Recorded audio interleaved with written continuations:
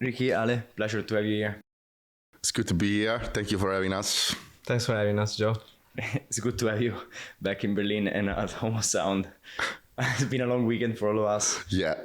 We were just talking about it. We're in Bergheim together with a big group of people, and today's Tuesday.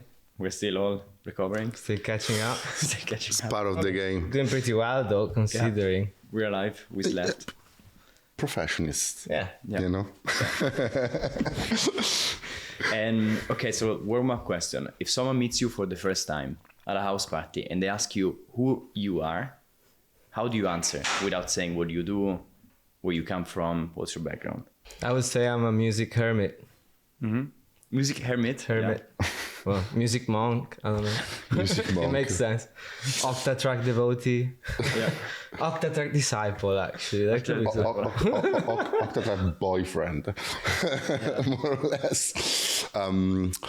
I would say I am naive music lover that thinks that music can still change the world. Mm-hmm. Oh, it's a good point to start. Yeah. And you make music, you play music for more than 10 years. These days, what is a source of inspiration for you? I think that music still can be the main source of inspiration. Rather, I listen to it at home, or I go for gigs or clubs. That's still probably what triggers my ideas and everything related to the process of making it, or creating a set, or making anything related to it. Mm-hmm. Enrique, for you? I mean, personally, I guess in this last period, I started, my music journey by being a drummer, by playing drums, and then I played a little bit of piano as well, and then the past, let's say, like 7-8 years, I gave everything up, like just played, synthesizers or samplers, drum machines, and just recently I went back into studying again a little bit of piano. I mean, it's more like, keys and not actually a proper piano, but maybe something a bit more funk or jazz. That's given me loads of new inspiration, actually. I remember that at the beginning when I started to produce, everything was very much live oriented, and I was really like playing stuff while, then with the time it got more and more machine based potentially. Maybe it's like more like programming or just sequencer to create something. Well, now I'm going back to just be having, more live approach because of this, and also I'm discovering newer music as well. So I guess that can be a good new source of recent inspiration. Yeah. Well, how did you discover music these days? Do you use Spotify, Bandcamp, or promos? Everything. Yeah. Everything. Even Instagram. Everything. I would say that even if Spotify still the devil, and it's not like a platform that it's very good in what they're actually doing, except the actual app probably still have the best algorithm for Discover as well. For Discover. So, and it's very easy to use. I do personally a lot of playlists of different genres, and when you start to build playlists through that, you kind of get into new stuff. So you get good suggestions. You get good suggestions, but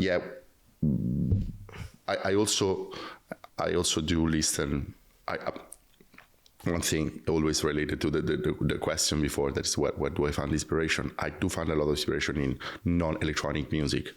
So I take big breaks when I can, where I don't listen to electronic music, when I don't listen to techno at all. So this kind of allowed me to have this period of time where I get new influences. And the moment that I start again to dig into electronic music and to techno, I kind of go into it's like a fresh start, where I kind of put all these new inspiration that I had in the way how I dig to electronic music. Yeah. So yeah, it's then the system is there. That's a lot of Bandcamp, a little bit of Discogs, a lot of promos. Yeah. Mm-hmm. Spotify, I agree. Like for me, is also a very good way to discover new music because the algorithm works well and it's working better and better with techno too. Yeah. Like SoundCloud, for example, it's a better platform for many reasons. I mean, the algorithm is really not great. Yeah, I tried sometimes, but I think it's more like a way of sticking to the process. Sometimes I found really good stuff also on SoundCloud. It depends. If you like tracks, but it's more like I think it's if you start to check some like channels of premieres and you start to like some tracks from those premieres channels, then they kind of put you in a good algorithms. I've done it a few times, but it's not something that I do very often, I would say. Yeah.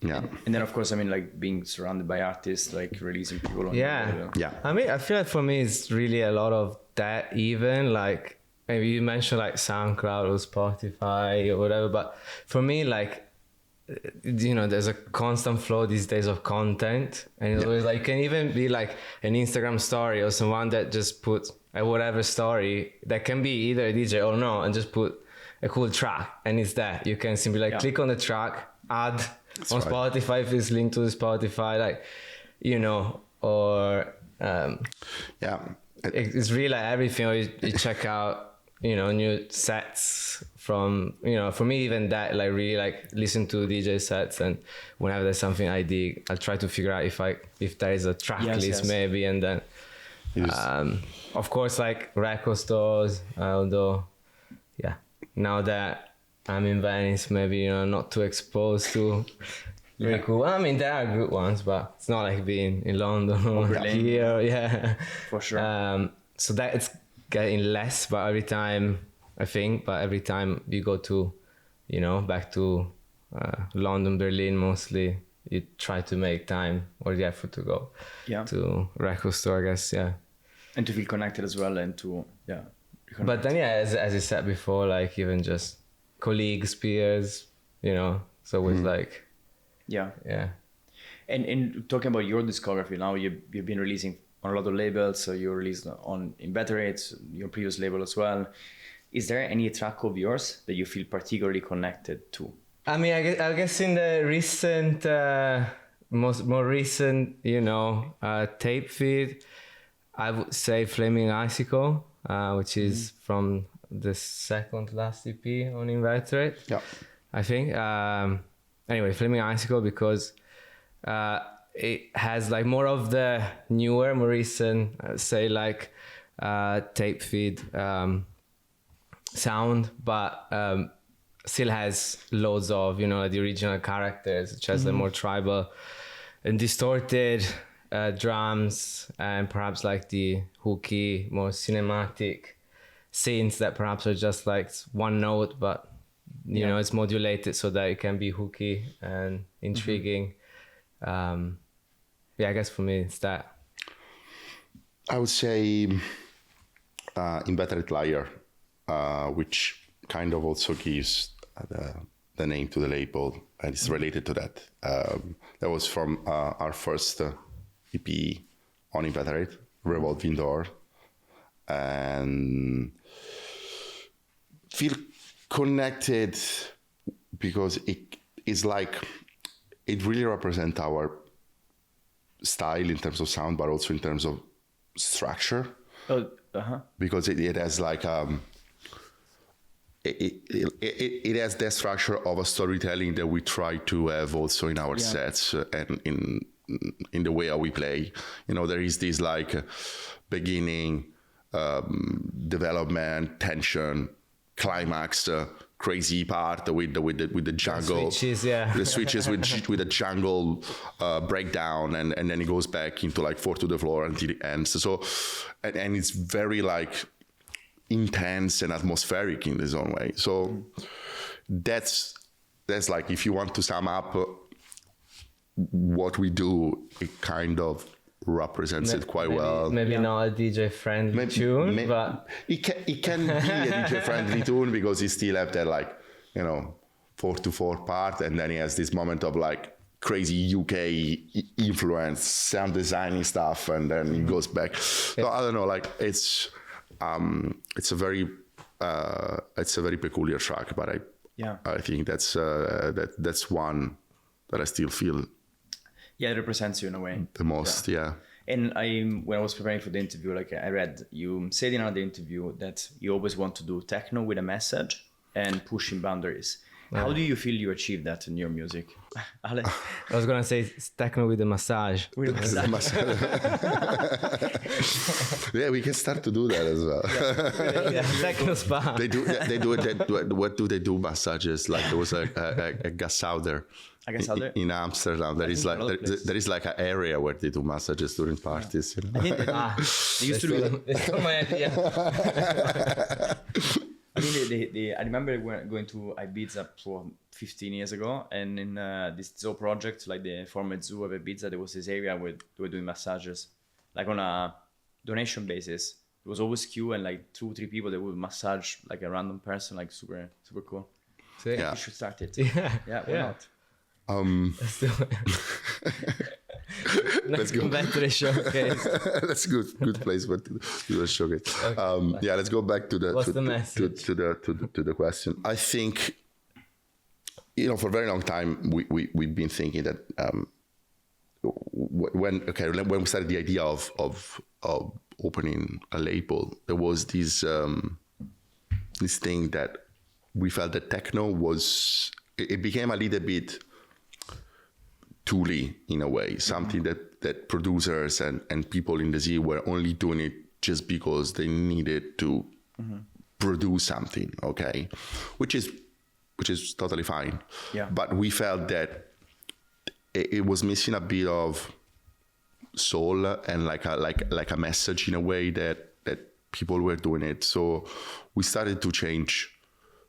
I wouldn't say we started to change the approach because we always did it, even in previous releases, even when we released on Metempsychosis, so on your label. Maybe got more consistent. Maybe got a bit more consistent. We started to put like a concept behind the way that we were producing and building like a package that would try to influence the way how people would listen and approach the music, rather than just be like, this is like a EP of 4 techno tracks, Yeah,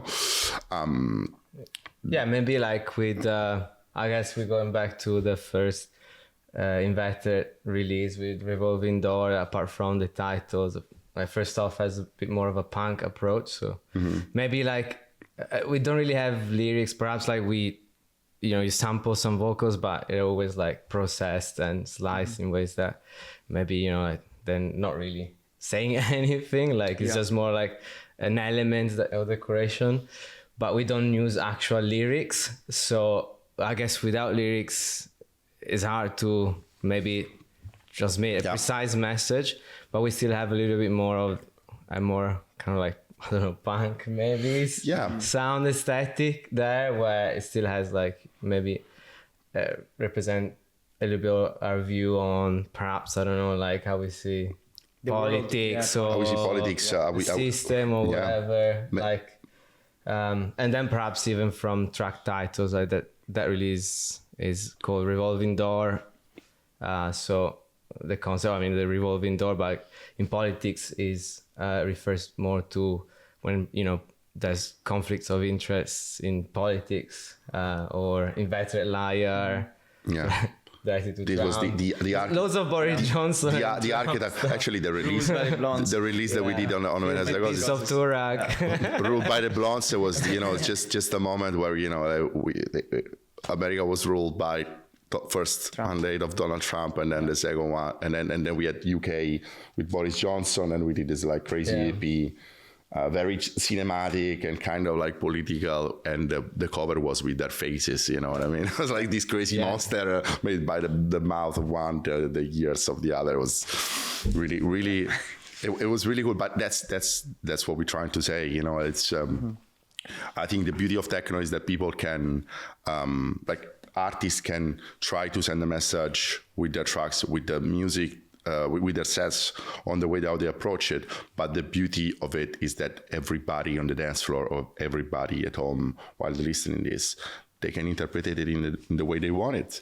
So that's the beauty of this. But in the same way, we're trying to influence it in the way we present it, in the way it's made. It just represents a moment and an environment where we are in that specific moment of our life.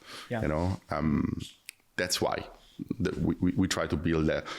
We build this. It's just an influence to send a message. It doesn't have to be that specific. As such, And do you feel now like this has evolved over time? Because even when you release on Metempsychosis, this was already very present, right? And now, do you think Tapefeed 2017 versus Tapefeed 2025 is the way you communicate this message more refined or better, more intentional? Good question. Good question.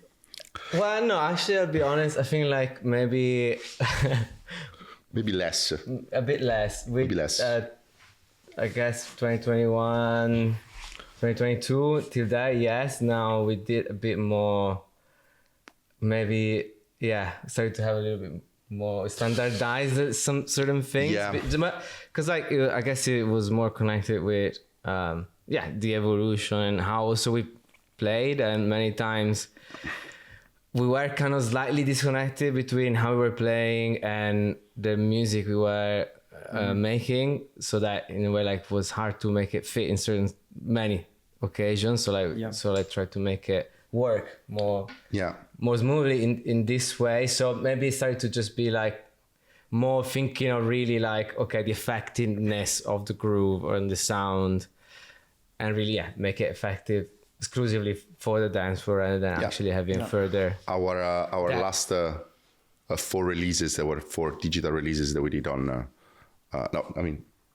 4 releases on our label on Inveterate, where this series called Evolving HoS. Again, it's this idea of also like a repetition of things that's Inveterate. That's like revolving door, the door that keeps going, and then Evolving HoS is like this echoes that still evolves all the time. We did this series of 4 releases. There was a bit like we tried to do it in a bit more effective way, because we didn't want it to do like a vinyl or way too much in the process of releasing music, because we just wanted to put it out. We just wanted to put it out, not wait on other people or other labels to do it. Yeah. And that's why maybe we said like less, because we didn't want it to, like, this was still a concept, but we didn't want it to put too much also into it and just release them a bit more like easily. Also because we wanted to do it fast, because we wanted to play them and feel them, Because lately we had some experiences that things that went a bit too long with other labels, so even for us. Even for us. So we were just like, let's just let's just simplify the process and go out faster. And so maybe lately we lack a little bit to this whole thing, but it's also something that you need to feel in the moment. So maybe right now we're gonna have some releases on other labels, and maybe it will give us a bit more of time also to think about a new concept to present at some point. So I guess that was part of the evolution of your experiences of what you want to do, like it was like mostly part of how you want to as well, like play your things mostly. I thought change that you grow, started to even like it's aesthetically we were a lot more aggressive 10 years ago than now. It's still aggressive, but maybe even more minimalistic now, while before it was like tons of stuff. Now it's a lot less, but more more solid, perhaps more refined, but also like more organic also, I would say. Less noisy, less industrial. When you look back at your discography so far, like last 10 years of releasing music, obviously Metempsychosis, before Tales Collective, your label Inveterate, but also Mord, Fides, you released like on few labels. Yeah. Houndstooth. Houndstooth. Yeah. Yeah. Where for you, like if you look back at the last 10 years, like important releases that in a way represent a chapter of your journey? I think every release represents a moment and a chapter. You know, I think there's definitely a probably a pre-pandemic and a post-pandemic kind of switch. You know, and that can also be the Mord release, for example, that there was the last that was produced just right before pandemic, and it went out. During pandemic. It was during pandemic and went out right after. It went out, but it was made like probably just right before it, and it was a bit more like it's definitely out of the box release in terms of music and style, because it's very experimental, very industrial, noisy kind of vibe, very futuristic in terms of like sound. But that's also where we were at that time. You know, and I guess even a pandemic. Put a bit of frustration in that. So like, more anger. The more distortion.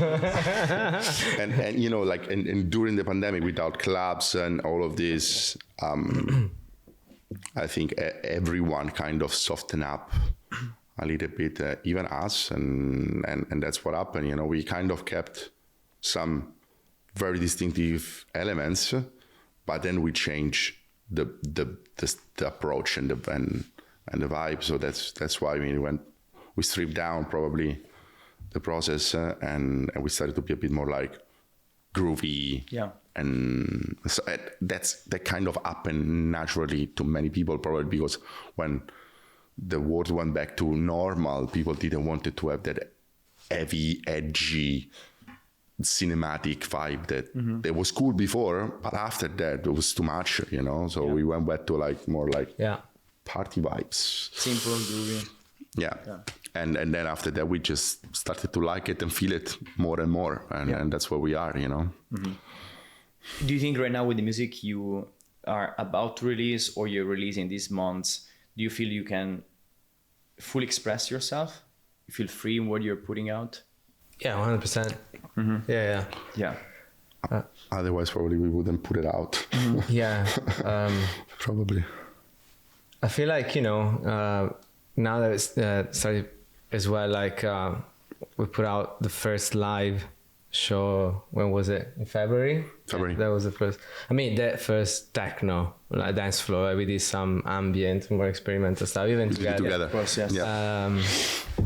But this was more like techno, dance floor based live set, and perhaps, you know, most even through that you have like full freedom of expression. Even although, like, you know, it's crazy though, like it's still a bit different than, you know, how you actually produce. I still how you express it live fully with machine and stuff still has that specific character in a way, which is dope. But yeah, definitely like always like freedom of expression, 100%. And you guys recently announced that you're going to refocus your energy into different directions. So I mean, you're still gonna produce a Tapefeed, play together the hybrid set, but Ricky, you're gonna focus on the live set. Ali, you're gonna focus on the DJ set. Since like I know you for 10 years, it's the natural progression. What's behind the decision, and what things have you? I'm sure this has been taught for a long time. What were you scared about before actually making the decision? I'm actually feeling excited to present this new chapter. Because it's not you know, breaking up. Like we're not like an evolution. There is no divorce. It's not divorce. You're in an open relationship. That could be the divorce in real life, but not the project. We're in an open relationship. I did think about divorce this last weekend. I'm gonna divorce. After you came back. Not yet. No, I'm sure like you're super excited because it felt like a natural thing for you both to be happier with what you're doing. But definitely it was I guess like before facing to talk about it, and because it was actually very cool the fact that we both got there together simultaneously. We were like, we're feeling maybe like, you know, there was a little bit of need of change, and then like definitely we both were like, I think we should have a little talk, and then we were like literally on the same page on this thing. I guess so, a little bit of fear maybe to face this to face each other this, and see, like, I don't know, because I always been like, how is this gonna be? But I guess this is part of every relationships, you know, whether it's like a love relationship or a work relationship. In our case, it's both. Right? Love work.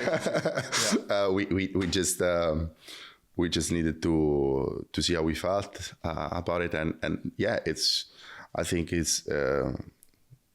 it was just part of the process, you know. Like after 10 years together, we needed to restructure, we needed to rebrand, and we needed to find also the way to the right way to keep working together in a way that we feel inspired by the things that we love the most. And at some point, there was less excitement for him to DJ, maybe because it's something that I kind of personally drive more within the last few years.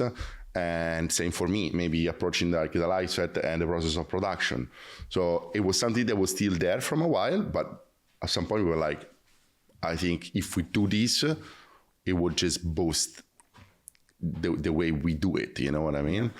And also it comes in a moment of, I mean, just to be also transparent, of the industry clubs, where clubs are struggling and it's not always easy to book a duo, you know, and that's definitely something that we thought, you know, and also being a promoter booker for many years, I'm in the shoes of bookers and promoters. It's something that when you have to choose to book someone, you think about it, you know what I mean? And there was definitely another idea, but it's not like you cannot have us playing together, because we still do the hybrid set together, which is basically like me DJing with him doing the live set on it. So we keep that, and I think like everything more and more we will do this more and more. We will find inspiration and excitement and motivation to do it better, but also. We're also not living, I mean, it's been a while that we're not in the same city anymore. Like now that we're both in Italy, then, you know, we can spend some more time together. Like maybe it comes to mind when I go to his for a week where we can just work more together. But even that, perhaps like to make the workflow a lot smoother even. And if it makes you both individually happier, and you're also happier as a duo, like whatever you do together. Can, like, when you look back at, for example, if you were to start performing today, if you were to start from scratch, what are one or two things you would do immediately to try to get more gigs in 2025? Let's assume you started Tapefeed 10 years later, right now. How would you promote yourself? How would you put your music out in order to get more gigs? I mean, I would say maybe just focus everything solely on the live set, but but that doesn't. No. But actually, if you think about it, that doesn't really come with more gigs. Like maybe makes it a bit more particular, perhaps, but it doesn't mean more gigs at all. I think it can bring a bit more interest perhaps, but it's not that like just live means more gigs. I think so. Maybe it's not it, but that's the first thing that comes in my mind though.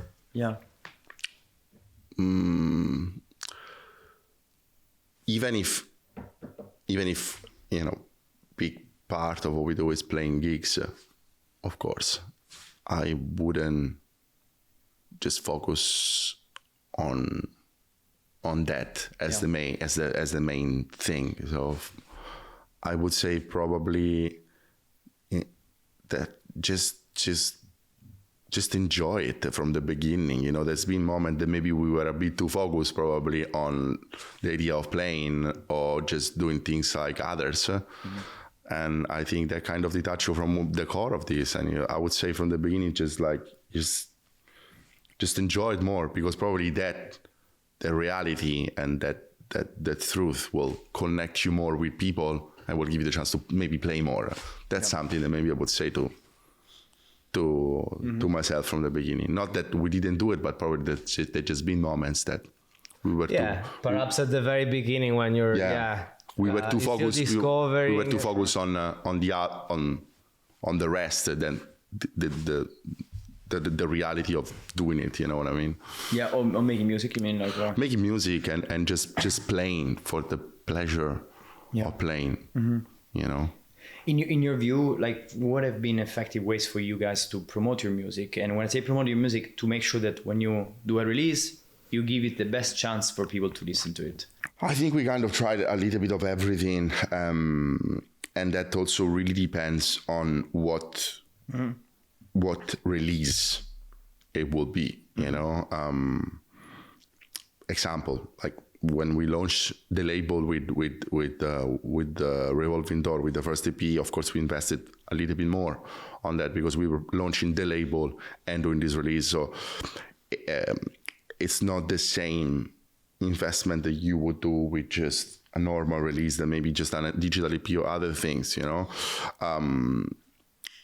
Everybody has his own way to do it. For us, of course, there was some PR. There were some cool contents that we did specifically to try to represent graphically that message and that scenario, promo pool, all the other things. I guess all these different bits really play a very important role overall. And also just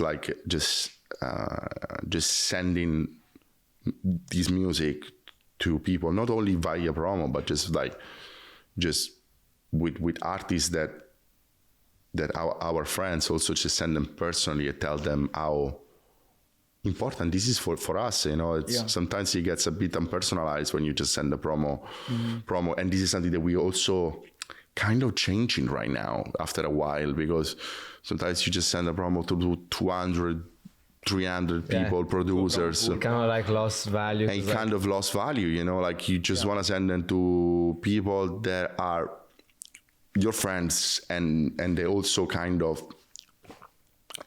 feel your music in a way, you know.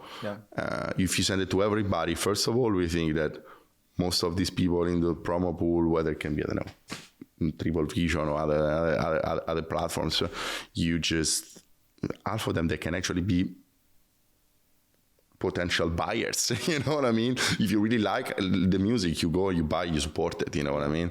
So it's more like right now we more feel that maybe there is like, there needs to be a selected group of people to receive our music rather than just like send it to everybody, you know. And this is something that you just learn while you're doing this, you know. So there's other effective ways. And right now, it's definitely about contents, you know, and cool contents. And something that we started to do recently is like, you know, we started to invest more on those like 3D animation and videos that seems to really work in terms of. I mean, I guess, you know, depends on your budget, really. It depends on your budget. Now, with all the experience that we've had so far, we can definitely know, like, which one is a PR, you know, agency that can help us the best for certain things. Then, you know, if you want to have, like, a certain type of product, like we present, if it's a vinyl, we know how to present it the best way. Then social media, of course, yes, you do need to create a very nice connection with your audience. With your audience and find your I guess totally, like social media, good use, proper use of social media.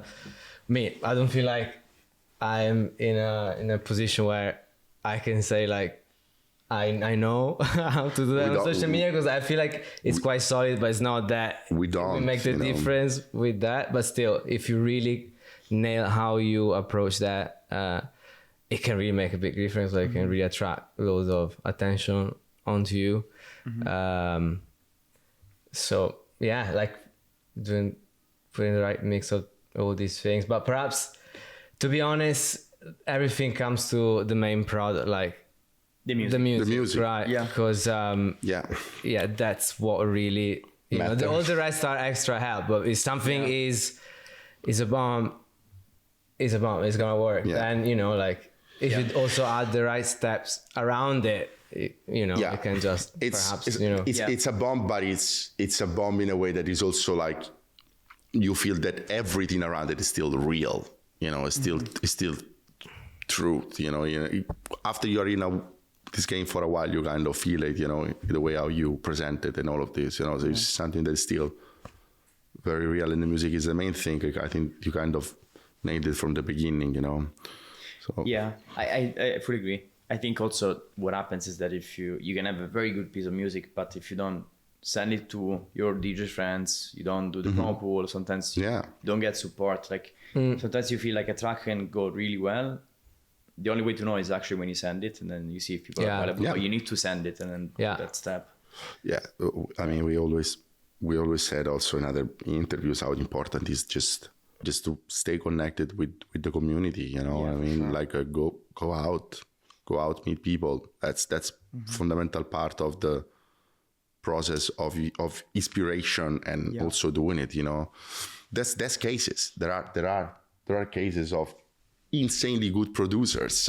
You know, that don't go out. Ski Mask. Yeah. You know, like I think he started a bit later. Ski Mask, for example, you know. Ski what? But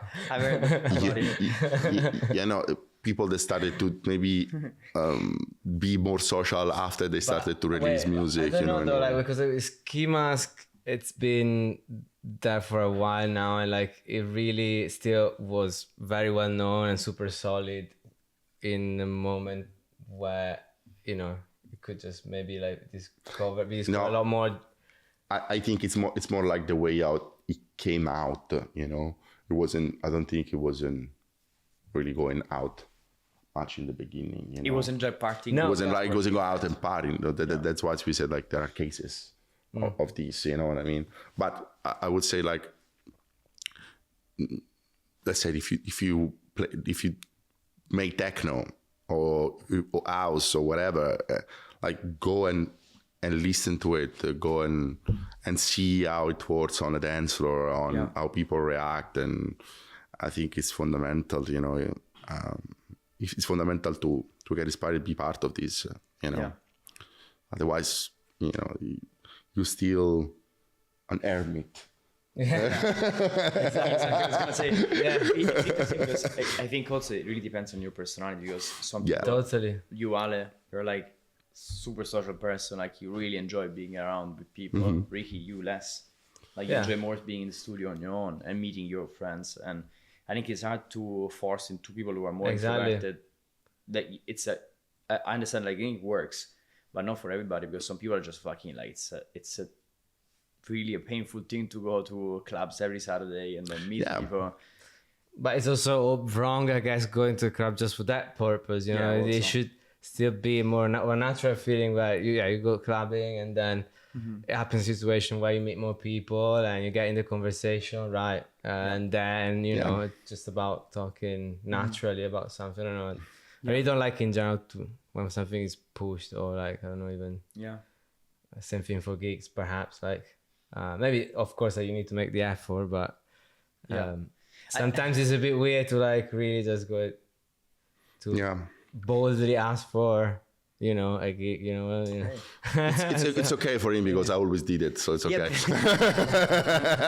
That's true. It's true. True story. Sorry. Like, I mean, you two, you kind of found the perfect balance, because you're more, Ricky, you're more the, like, you like to be in the studio for hours and make the tracks and craft the tracks. Ale, you're the one who's like going out. Knows everybody. So it kind of works for you because you have complementary skills. Yeah. And if for you, it's not even like faking it. You're just fucking happy to be around people. Yeah. It's just part of. That's definitely him. Like, it's just part of our personality, and that's who we are. This who it maybe worked because of this, you know, because we're very different people with very different personalities, but we found a way to match, to make it work. It's a happy marriage. It's an happy, you know, like every marriage, there's a lot of patience. Don't say too loud. There's a lot of patience, a lot of discussion, you know. And I wanted, so your career, one of the big milestones, I think, in my view, is also the fabric residency. Yeah. So 4 years ago now, you became Fabric residents. And this has probably been a very good platform for you to express your music, to find like a home for your music, and also to grow artistically. Absolutely. How did this happen? And what have you learned from this experience? Okay. It happened because, so pre-pandemic, we were resident at Village Underground Superstition, which was the in-house party that I was co-running together with the creative director at the time of Village Underground. There was Jorge. Big up to Jorge, who went to after the pandemic went to be the creative director of Fabric. Okay, so during that there was when Fabric reopened post pandemic with the let's say new management, part of new management, a new direction. They needed to build a new team of residents, and they needed to have a new techno resident, especially for the Saturday night. And he proposed us to the crew, to the team of bookers that we already knew from before, and they were close to us, and they felt the match, specifically in that moment, and that happened. It was something a bit crazy because we were. Well, it's totally a blessing, to be honest. It's like we were in full pandemic. We're full pandemic. It was good way to restart. It was really hard to have perspective at the time. So we I guess both with this and also sound like kind of started that period, right? So putting everything more in perspective. We managed to went through a tough time because of this, and it was definitely like a blessing, something to look forward to, and it's been even more afterward. Honestly, like what we've learned by that, like it's been incredible. Apart from all the support, but when you start to play, then in this type of clubs, then it just completely changes like your experience on how you want to perhaps like express yourself, or then you start to understand better, like the sound system, different sound systems, important. I feel like, of course, like that was always a thing, but since we started to play there, I guess, at least for me personally, it really switched your idea on how you should play on a specific sound system once you know the rooms and stuff. But also, it's also the beauty of just being a resident of such a institutional platform and club. It's mind blowing because first of all we felt home. They made us feel home from the beginning, and we were really. They made us feel part of the family and working with people that have so much experience. They've been in the game for so long. You learn a lot. You learn a lot, not only to be an artist, but from a personal and social approach to clubs. And I think we understood also how much Fabric really represents the idea of club that we have in mind. It's definitely a club that is. It's a family. Very, very inclusive.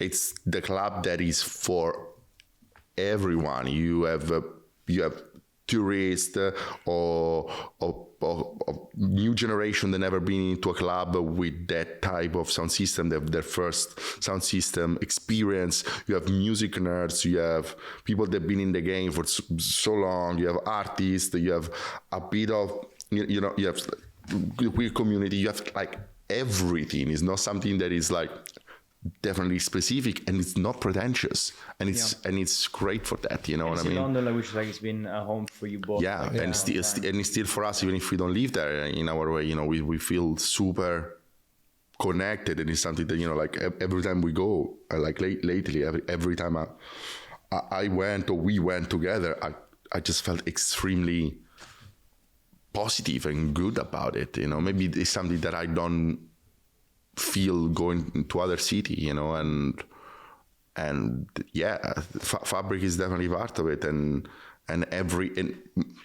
don't think there's been like a bad night, you know, something that, you know, it wasn't like, it's always good. There's always something special. And yeah, it's been something really important for us, for our careers, and still, you know. Definitely also like a huge influence in shaping as well. Yeah. How we sound now. Yeah. Totally, like, cause as well, not only in terms of like, as we were saying earlier with the sound system and stuff, but also like being exposed to different type of nights, like, cause perhaps, you know, I started to hang out more at the more like minimal or tech house nights, or even like the Fridays do go more like grime or drum and bass and stuff. With like, Fabric Live, yeah.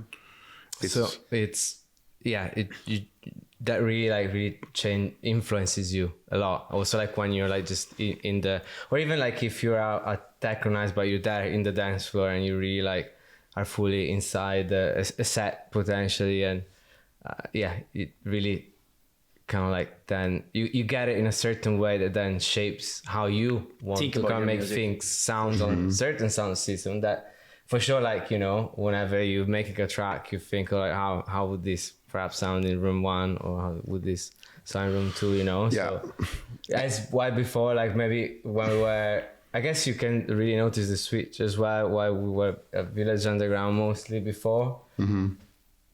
That was like a different room, a different power, different setting as well, different scenario, you know.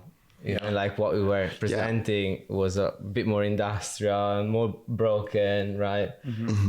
Yeah, I mean, we have really the full freedom of expression, also because the UK sound, especially like the old UK bass sound, has always been like part of shaping our distinctive sound. In like a Fabric, we will really express it fully, you know, because like I think people in UK have this more like open mind to listen and to experience music more than other places, you know. So that's been great, and I really wish to every DJ to have the possibility of being a resident of a club, because I think it's just like it's really important for a career of a DJ to be able to be part of something, and also to have that thing of opening a lot of nights. It's extremely important, you know. Makes you probably grow a lot. It makes you grow a lot. It makes you putting yourself out of the box, and also play a lot of stuff that you like but you won't play in a peak time. You know, it really makes you understand the dynamics of the dance floor, you know, and it's fundamental. I see a lot of DJs that, you know, like, I only play closing set of Pita. No, like if you're a DJ, you need to play in every slot. You need to be able to play That'd be very boring. in every possible slot. Everybody knows how to go there and play bangers from the beginning. You know what I mean? Everybody can do it. You know, that should be the beauty of maintain your style, maintain your element, the distinctive elements of what you do, but being able to present those elements within the whole night, you know. And for sure. And for people who are seeking to be performing more, let's say today, and then, you know, maybe they've been playing sporadically in other clubs, maybe they've been playing a lot at times, maybe they've never played a lot. What would you recommend for them to do or not do to be able to play more in clubs? Alex the man here to get to play more in clubs. I mean, this is a very difficult one. It's very subjective all the time. Okay, if I would have to approach this from a booker perspective. Exactly. Okay. Answer exactly. If you were the booker of, I don't know, Fabric or another club in Berlin. I think just again we go back to the thing of being out of the box. You know what I mean? Just try not to be other people. Just have something special. Something that really represents your way of doing things or your environment, you know. I think after a while that you do listen to many DJ sets and to many artists, yes, you kind of get used to listen to the same thing, but sometimes when there is something that stands out that takes my attention, it's that thing, you know, that is like, okay, what is this? Why is this person playing this? Why there is, again, why there are those elements, and once you start to see these often, and then you start to maybe understand who these artists are, what's the background, what's this, and those things match in a very real and authentic way. That's for me what's make someone special, you know, and that's someone that I would book. And that's also, I think, just the job of the booker, you know, in general, just to kind of go and dig those talents that have these kind of matching elements together, you know. Yeah, doing something unique to them, they're doing something authentic and interesting. Yeah, just stop comparing yourself to others. Just try to find a way to just be real and be yourself, you know. And this takes time, you know. It's not something that, you know, of course we are inspired by other people, because we all are. We're inspired by a lot of other artists, but I think it's important to ask yourself, you know, what you want to bring on the table. You know, what's the meaning of what you're doing. There can also be a very, you know, it can be something that deep, but it's something that I guess you need to know. You need to ask yourself. You can just do it for fun also, you know, and it can also be a real way of doing it, you know. But I think I think it's more the perception of authenticity.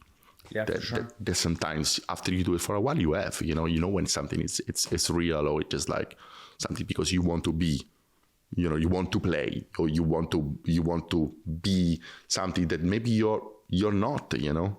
We kind of see it, we kind of perceive it.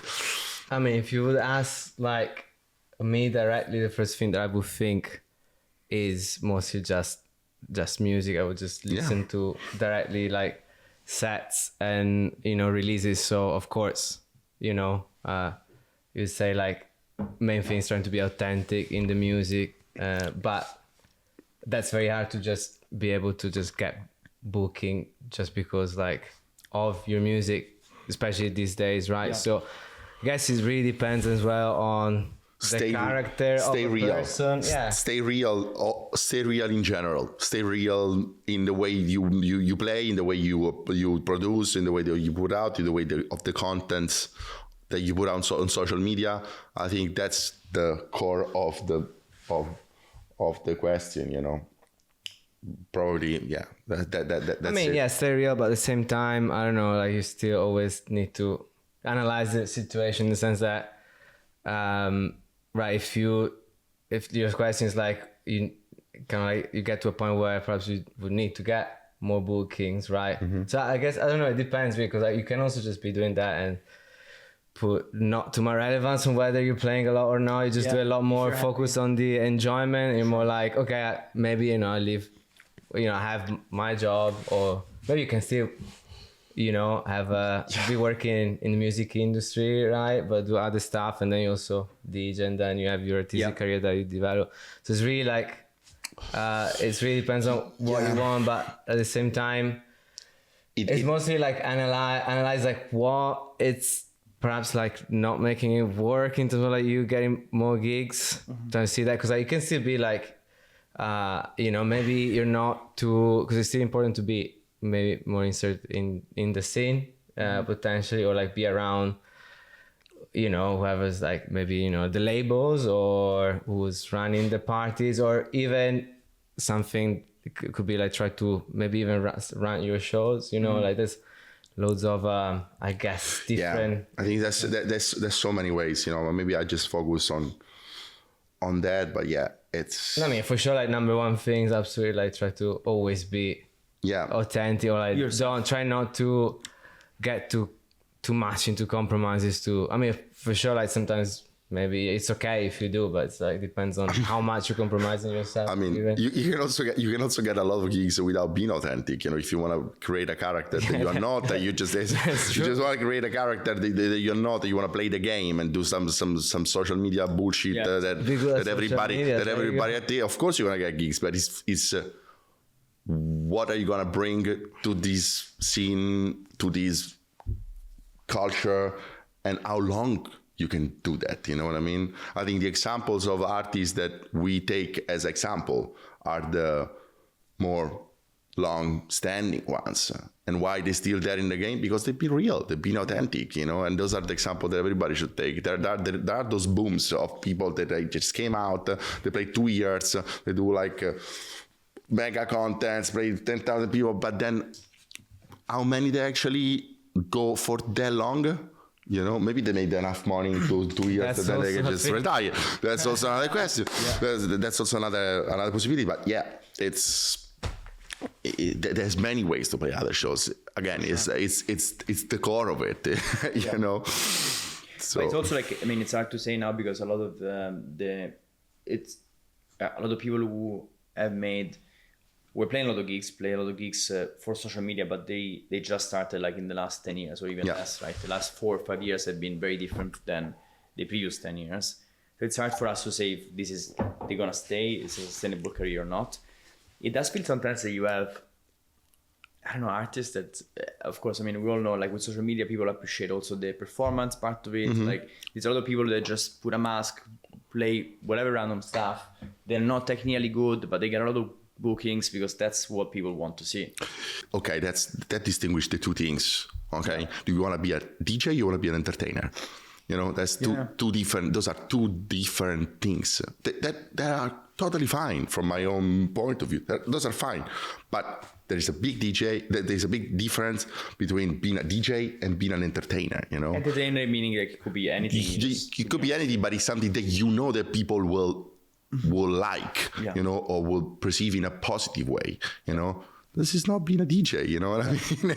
It's a different thing. If we're talking about this as DJ and club culture, it's a different thing, you know. It's a completely different thing. And at least for me, for us, you know, if you want to be an entertainer, great, that's fine. But this is not related to techno from my own perspective. This is not related to something that you know that is likable. You know, it's your own way to do it. You need to like it first, and that's what people feel it and recognize themselves. You know, and if you know that you want to play something that people will like, that's totally fine. But this is not from my own. Mm-hmm. Completely prospective DJing, you know. Completely. And follow-up question. So let's assume you want to be a DJ and you do something that you like, that it doesn't necessarily be the one that sells. You want to be too authentic to yourself. Yeah. And for a period of your life, you're not making any money out of gigs. How do you support yourself financially? Like, because both of you have done multiple jobs for years, you still have that, you're happy with the setup. Like, what would you tell to someone who is in your same position, maybe 10 years ago, who is thinking, oh shit, I would love to be a full-time musician. I can't now because I need to pay bills. I think you always need a backup. Yeah. Like you always need an extra job, especially if you want to be an underground artist in this game, because it's not that you start to make a lot of money from the beginning. But I guess anyways, like you always need a backup plan in general. Exactly. Like perhaps you may be living well off gigs or comfortably, but maybe still if it lasts 5 years and then start to decrease, you know, maybe perhaps you wouldn't have made so much money as, you know, if you were a pop star, right? So you still need to think about something else. And I do feel like if it's like, you know, if someone really wants to still, their focus is that of making music, or still music is their main thing anyways, it's still like perhaps try to find, you know, a job in the music industry that can help you still be in a certain environment that can inspire you. You can have like, you know, peers or colleagues that can expose you to those different things. You can learn from them. Like in my case, I've had Point like, blank. I've been like in education since like basically I studied, then straight away was involved with the uni that where I studied first as in studio management and then in teaching. But there can be plenty of other things that you could be, perhaps just sound designer, composer, other things like, for example, maybe some random jobs that come up is like sound creation of sample packs potentially. So I mean that's more my field, but it could also just be something else. I mean, the thing is, this could be one thing for sure. Let's stay in the music industry, but perhaps you may have other very good skills that you can use. So like, it's perhaps mostly find the fine balance with a job that can still allow you to have time and mental energy to give on on music. I also have like loads of other producer colleagues or us that do other jobs, but they still have loads of time and energy to really focus on music and enjoy that, because in the end it always has to be enjoyable. So perhaps if you then try to push it a little bit too much in the sense that, oh no, I just want to do music, I want to do music, and then maybe that still doesn't stay, I can say, like, doesn't allow you to still live well, then that influences how you feel, maybe how you make music, right? Or maybe at some point you just burn out, and so that it's all very, definitely a fine line. I think it's very personal. Depends on the personality of the people. I can of course recommend to everybody to just try to find something that is music related, and that work in a club, work in a record shop, do something that is related to that. It's still a very hard industry, so all these different, but all these different things are eventually gonna burn you out. Exactly, I'm the example. I know that. You know what I mean? When you try to stay too much into that field, then your life becomes only related to that, and then you kind of stop finding inspiration within your own world. So I know a lot of people that do different jobs, and so I would say the first thing, you just try to find something that makes your life sustainable and enjoyable, to be able to enjoy your passion and make it be able to be a job at some point, and gives you enough energy or time and inspiration. It doesn't suck too much energy, so you can still do music and enjoy yourself. And another thing, like Almost Sound, you have been founding member, as co-founder, been involved with the Almost Sound since before the beginning, if anything at all. What is one thing that you both learned, Ale and Ricky, from the experience? What I learned is what was the core of the idea of doing it, without knowing the impact that this would have. That this industry, this game is been for too long about taking and not giving back, and what I learned is that if you want to make something that is healthy, and you really want to help people to understand who they can be in this crazy game, you need people that are willing to share their own experience and their visions that those on to others. So what I learned, that it's so important to have these, to talk about this, to have master classes, to have courses, to be able to share this not only with people in the people in to everybody, but especially to people that don't have access to this. It was how beautiful it was to have, like, I don't know, people that was subscribing to Almost Sound in the other side of the world that were participating to master classes and courses online from New Zealand. They were waking up in the morning to see that while we were doing this in London. That was the most incredible, satisfying thing that for us it was. So of course, we learned that the beauty of giving back, not just taking from all of this. That's probably what we learned and what we started to teach to other people, not only via education, but also because of through these experiences, and I guess perhaps also something that definitely was perceived and had a huge influence here was the mix between a huge passion and being, a very close group of friends that were starting a project together. Yeah, exactly. Then for sure, actually, the timing was even perfect when it happened, right? But I guess like this energy was definitely like perceived in a very peculiar way. And then, the fact that, you've seen like this constant grow little by little, because anyways, like the first years was anyways like an experiment, right? And then it happened to become more and more solid.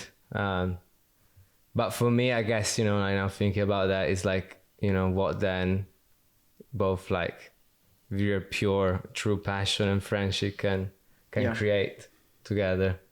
For sure. And then like knowing that we started it as a passion project with the interviews, masterclasses came during the pandemic. But I think just reflecting back on that, I still find it amazing and crazy that, as you said, like there is someone on the other side of the world that might have watched an interview with an artist that they truly love and they've learned something or get inspired by something, and that makes a difference in this person's life. And this person has no connection to Berlin, has never been in Berlin, has never had the chance to actually shake hands with one of their favorite artists. And we made it happen out of a fucking idea. It makes you appreciate and it makes you understand how lucky we are to have the possibility of being connected to what we like and what we love, because there are people that can't do this. They're dreaming about it, Sure. So we gave them a little bit of this dream, and to maybe speak during a masterclass also, to listen to their background and experiences through those interviews or any other things related to that. It's just been great. And especially during the pandemic was beautiful because this wasn't possible. It wasn't possible to go to class. It wasn't possible to connect with people in the same way we do it now.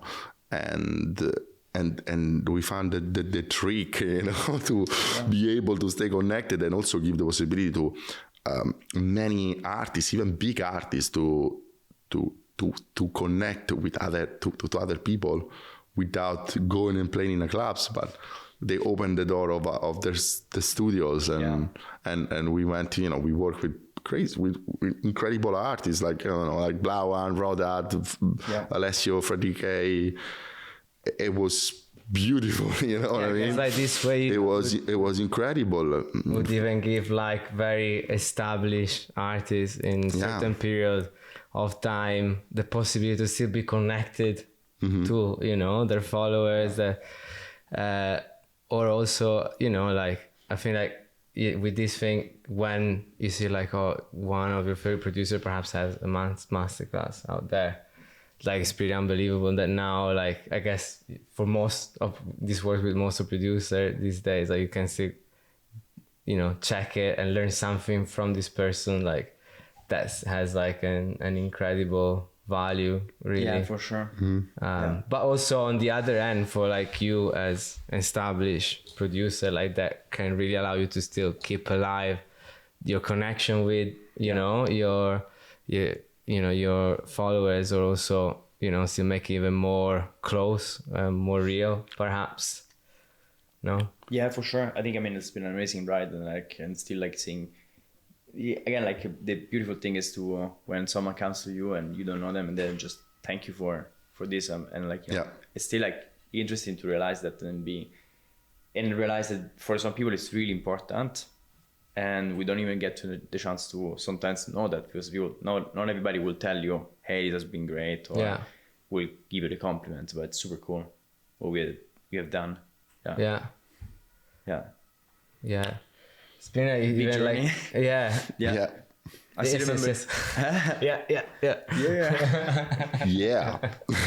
And okay, last couple of questions before we go into the final part. But let's go back to the future of Tapefeed. So you announced the change some time ago. You're now going together, but also in your way, you're developing your passions like live and then DJ set. What's next for you? Do you have anything you can talk about in terms of like future plans, things you're really working on right now? We have few releases on other labels. One is Counterchange, Yep. label of Inland at Devonport. It will be out right after the summer. And then we have another potential release with another big label. We can't really mention that. But we finally got the possibility of releasing on other label more than ours. So they kind of also gave us the possibility of start to release other artists on Inveterate. Going back a little bit in the roots and the core of the label, that try to have artists releasing stuff that is definitely club oriented, but more out of the box. So we're gonna have two new releases with first Sibo, great friend from London. He releases well with Burde and Andrea. Do you know? him, yeah. Yeah, Sibo. probably. Yeah. If you don't know Sibo, you probably have heard some stuff that he did with I think Andrea. so, yeah. I know him. Great guy. And Greek, super, for me, great like guy. one of the Yep. most talented new discovery for me. Like there was like this release they did like last year that I was like, it never happened to me that I was maybe playing some tunes regularly in each set, and there was always something from him actually. So yeah, it's been actually pretty crazy that, you know, how it came about, you know, like we kind of even didn't know each other, we just followed each other on Instagram, and then it just came natural. It's like, yo, you know, your music is dope, blah, blah, blah. Amazing. And then this is happening. Yeah. And he's going to release on Inveterate? Or? Yeah. Yeah. Okay. Yeah. And also another one where there's a really good connection. The artist, right? Yeah. Yeah. I mean, we the next. Can we say that one? I don't know. The one after Andrew. No, sorry. There There we go. No, I mean, we have a good connection. Andrew is already helping us with the label management. Andrew? Who? Andrew. Andrew with the E. With the E.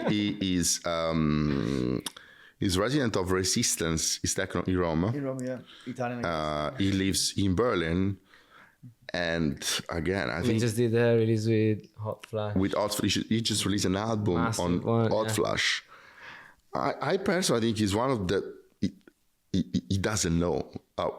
We're telling him on this camera. He's one of the best probably producer for us in the game. It's just great, and he's so humble, and he goes from like techno to breaks to more IDM-ish stuff. And he's so good, you know. It's so good in terms of, you know, sound design and just production, and it's just a good soul, great soul, you know. And some proper skills there. We love him, and he's gonna release this split. No, it's not a split EP. It's a collaboration with another Colombian producer called Rector, who also lives in Berlin. And it's funny because it's gonna be, it kind of reminds us a little bit of like early broken beats, Tapefeed kind of vibe in a way, but with, of course, with their vision and their touch. But yeah, we wanted to like. Well, we just felt it was just very Inveterate. Very Inveterate, you know. Listen to it, it's like, this is a. So yeah. That's it. That's what's happening with the label, with other personal projects. Yeah, I think we just have to see how things shape up now that we change those dynamics. Well, we're definitely gonna have loads of recorded sets, both video and hybrid as well. And both live DJ and hybrid. And hybrid. And yeah. Oh no, so yeah, both like recorded in terms of video and just recordings. We will see on a personal aspect. Yeah, this since we moved back to Italy, I also started to personally explore a little bit more the Italian scene. Italian scene. I wouldn't say exactly. Like scene, because I don't think there is a real Italian scene. There is many beautiful little scene in every city, you know, but there is something that kind of that is missing to connect all these realities together. So Well, yeah, maybe it's not so solid, but you can see it definitely like into, you know, people are really eager to have more of these things. So there is, I think, there's gonna be many opportunities, but I feel this sort of need that maybe after all these years around between London, Berlin, and all the things that I've been doing, maybe it's important for me to try to be this glue and to bonify, yes, as I say, it's kind of, you know, part of my name.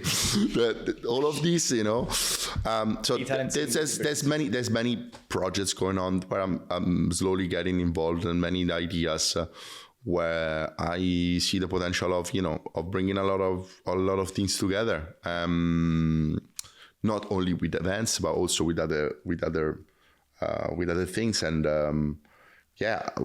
the common thing in Italy is like everybody's complaining because you cannot do many things, you know, and that's right. But there are things that you can probably do only in Italy.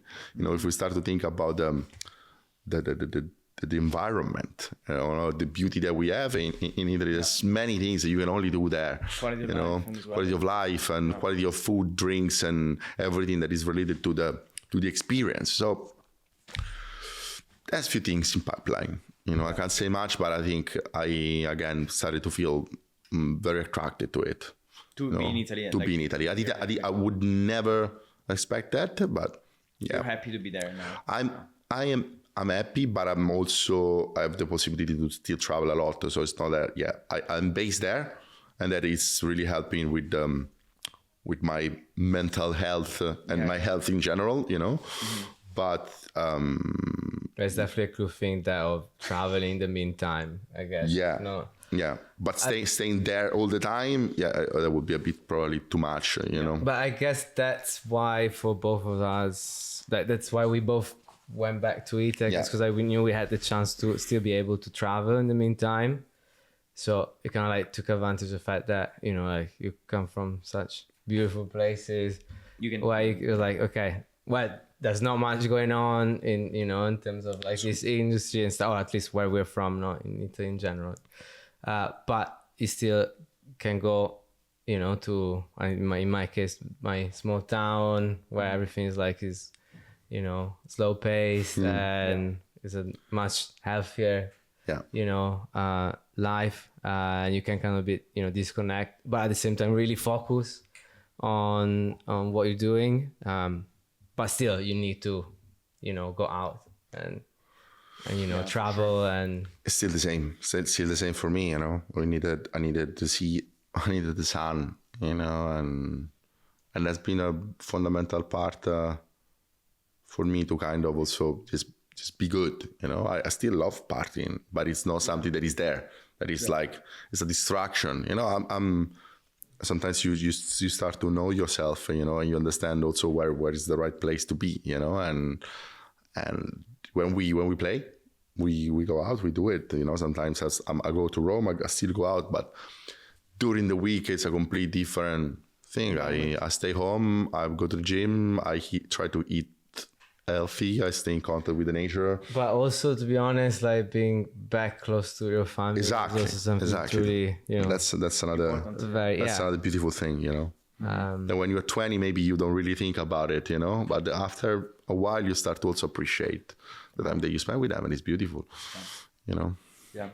I'm very happy to know that you both seem to be happy in the new setup, like in Italy, and you find a new way to combine it with your passion for music and your career. And it's not taking, it's just adding to you.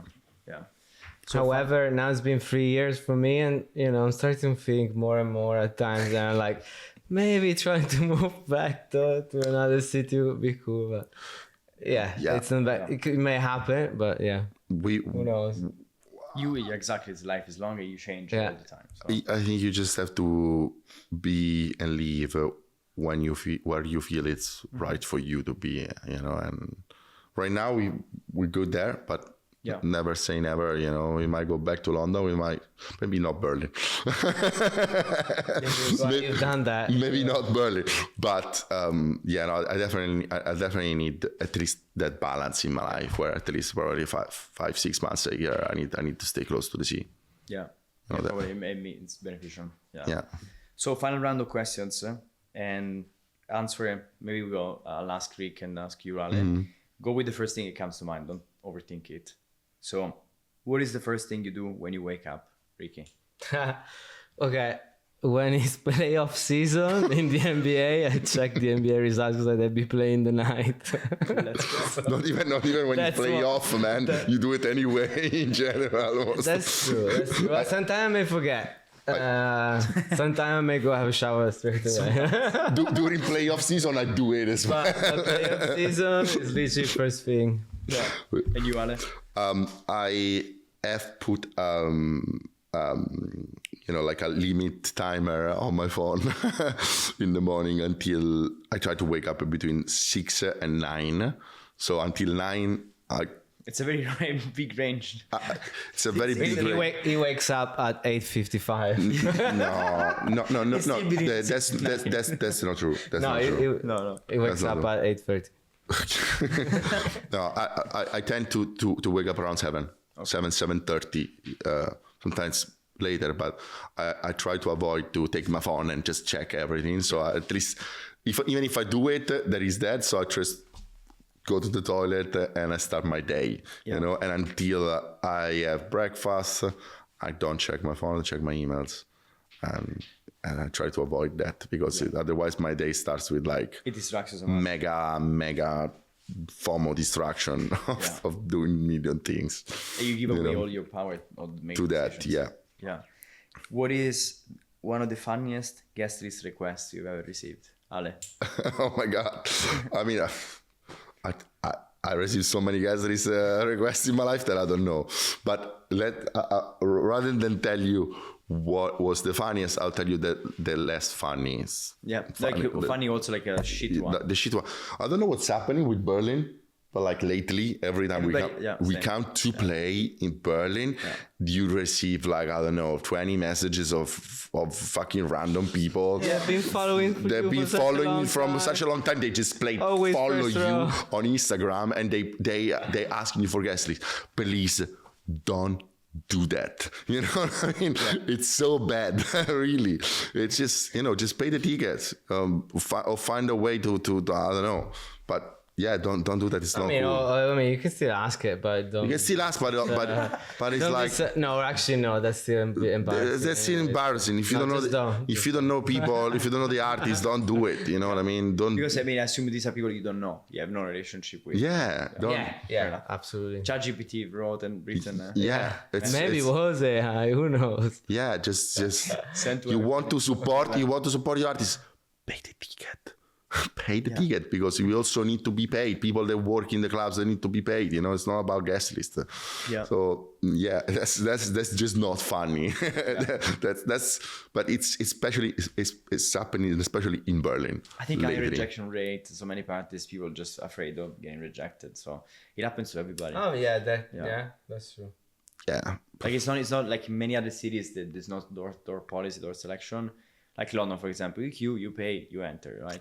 Unless you do something very weird. It depends. Also in London, they're getting a bit more like strict with selection. It depends which club. But Fold, for example. Yeah, right? But most clubs don't, right? In Berlin, it's like most people get no. Yeah. They're worried. Yeah, but anyways, it's shitty. Ask yourself why no. Why they're rejecting you all the time? Maybe because you're asking too many guest lists. You know what I mean? It's the karma, probably. Probably it's the karma. Okay, can you sing aloud one of your latest tracks, Rick? That's Void Walker. Fuck it, that's probably the only one. You can sing. Because we can sing it together. Maybe if we can try again. What? No, we can do the melody. Can you do it? Can we try again? Why?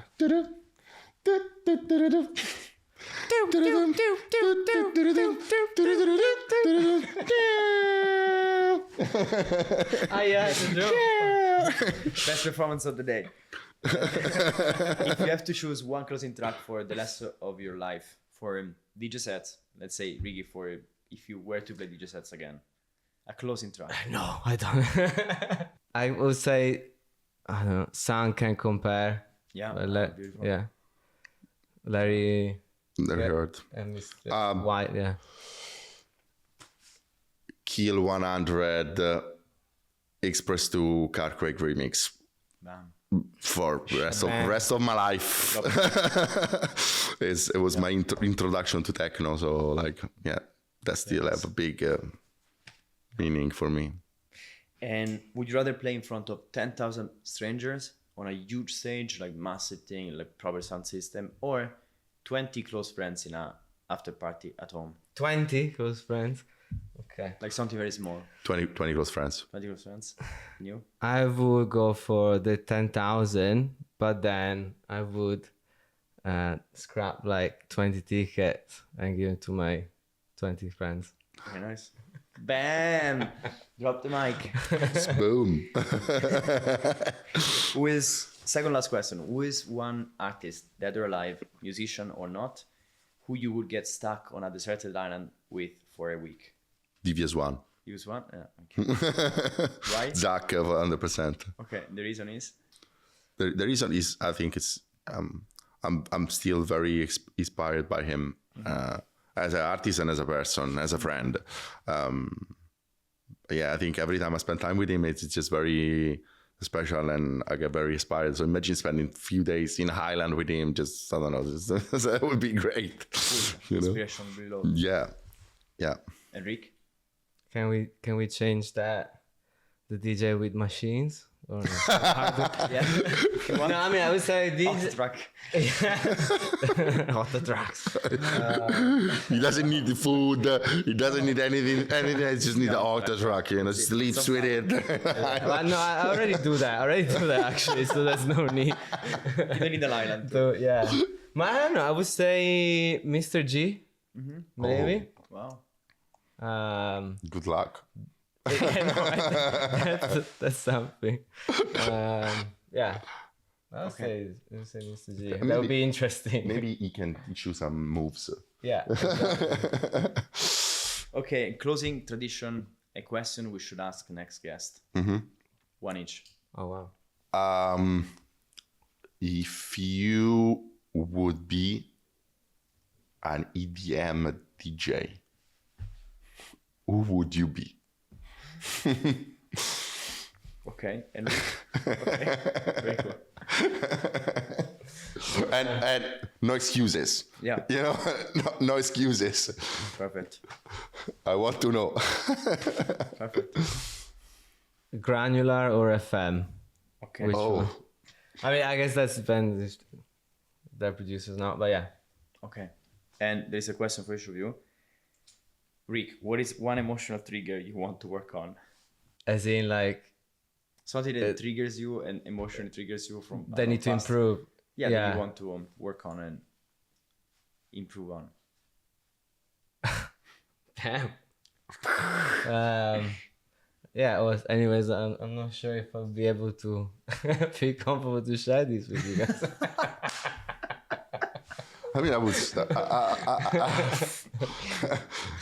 I can answer for you. You got loads. I've got so many. I can give you like a huge list. So when we do this, it's a question for you, but Ale answers, and then you have one for Alessandro. You answer Alessandro's question. No. You go for this one. I want mine. I guess, I don't know. Probably like, yes, I'm very reserved, right, in general. So sometimes when I'm like in the wrong situations, or like I can just be, put on a very weird space or mindset, where, just then becomes a little bit perhaps awkward and stuff. So definitely like potentially, improve, how I react in certain situations. Thank you for sharing. Yeah, thank you for asking. Thank you. Alessandro, why are you an artist? Because I have the need to say something to other people in different way, not just with words. So sometimes somewhere deep down I have this need. So probably that's why I am an artist. I try to do this with music and moments, so that's why I'm probably defined as an artist. Okay. Thank you. Thank you. Thank you. It's been fun. Thank you, Joe. It's been That was great. dope. Thank you so much.